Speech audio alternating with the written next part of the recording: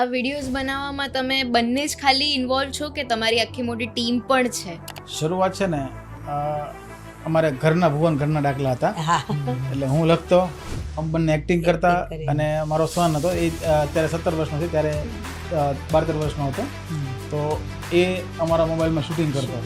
એટલે અમારે 3 જણની આ ટીમ, અને લગભગ 3 વર્ષ સુધી અમારી આની આ ટીમ અમારે બધું કામ કર્યું. એ વિડીયો કરતા, એડિટ કરતા અને એક્ટિંગ કરતા. હા, અને એડિટિંગ આપણને કંઈ ફાવતું નહોતું. મને જે કાંઈ વસ્તુ એમ લાગે ને કે હવે મને આ વસ્તુ ખબર નથી પડતી, એટલે તરત આપણે યુટ્યુબમાં જઈને સર્ચ કરી લઈએ, એટલે બધા વિડીયો યુટ્યુબમાં મળી જ જાય.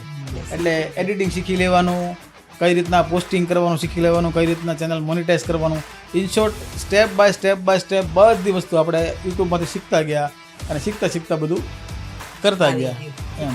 અને હું આમાં ખાસ જો મારા છોકરાની વાત આવી છે ને, તો હું ખાસ કહીશ કે અમારો એક જ સન છે, એક જ અમારો કહેવાય ને કે સર્વસ્વ, એ કબીર નામ છે એનું, અને એટલું એના દિલથી સપોર્ટ કર્યો છે એણે અમને. અમે એમ કહીએ કે અમે છે ને બધા 33% ભાગીદાર છીએ. હા, 33% મારા, 33% આના, 33% મને કબીરના. તો નવી વાત જાણવા મળી. હા, કે ભાઈ બહુ સપોર્ટ બેક ઓફિસ એમ કહેવાય ને કે કેમેરાની પાછળ રહીને એનો બહુ મોટો, અને ખાલી એવું નહીં કે શૂટિંગ કરે, એ આઈડિયા પણ એટલા સરસ આપે, હા, એને ખ્યાલ આવી જાય, અને એ તો સાંભળતો પણ નથી.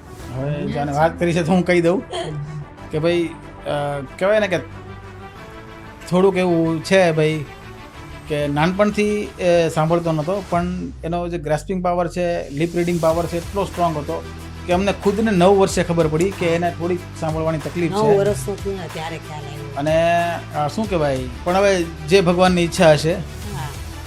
અને જો કે અમને એનો કોઈ અત્યારે કંઈ પેલું નથી વાંધો. આ થોડોક ઊંધો ટોપિક આવી ગયો